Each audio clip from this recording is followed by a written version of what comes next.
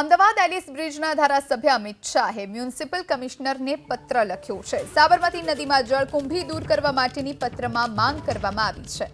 જળકુંભી વ્યાપક રીતે વધી હોવાથી તેને દૂર કરવા માટેની માંગ ધારાસભ્યએ કરી છે।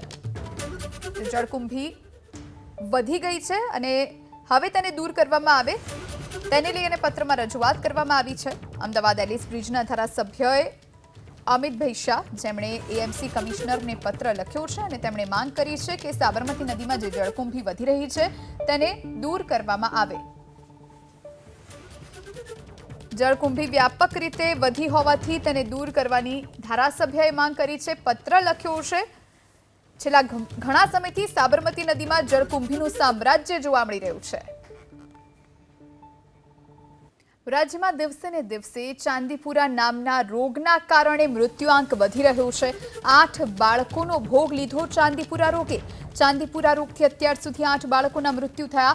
સાબરકાંઠામાં 4 કેસ, તે પૈકી 2 બાળકોના મોત। અરવલ્લી જિલ્લામાં ચાંદીપુરા રોગથી 3 બાળકોના મોત થયા। મહીસાગરમાં ચાંદીપુરા રોગથી 1 બાળકે જીવ ગુમાવ્યો છે। આ સાથે રાજકોટમાં પણ ચાંદીપુરા રોગથી 1 બાળકનું મોત નીપજ્યું છે। તો દિવસે ને દિવસે આ રોગનો કહેર વધી ગયો છે। આ તરફ આરોગ્ય મંત્રી ઋષિકેશ પટેલે પણ ચાંદીપુરા રોગ અંગે માહિતી આપી। સાબરકાંઠા જિલ્લામાં 4 કેસ આવ્યા, તે પૈકી 2 બાળકોના મોત થયા। અરવલ્લી જિલ્લામાં 3 કેસ હતા, તમામ બાળકોના મૃત્યુ થયા છે। મહીસાગરમાં 1 કેસ હતો, તે બાળકનું પણ મૃત્યુ થયું છે। રાજકોટના 1 કેસમાં 1 બાળકે જીવ ગુમાવ્યો। અત્યારે આપણે ચાંદીપુરમની અંદર જે કેસો મળ્યા છે એમાં સાબરકાંઠામાં 4, અરવલ્લીમાં 3, સાબરકાંઠામાં 4 જેમાંથી મરણની સંખ્યા 2 છે, અરવલ્લીમાં 3 અને 3 કમનસીબે મૃત્યુ પામ્યા છે। મહીસાગરમાં 1 એ પણ કમનસીબે મૃત્યુ પામેલ છે।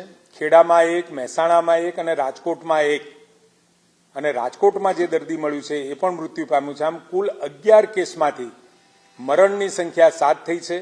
રાજસ્થાનના 2, એમાંથી 1 મૃત્યુ પામ્યું છે અને મધ્યપ્રદેશનું 1 એ હજુ સ્ટેબલ છે।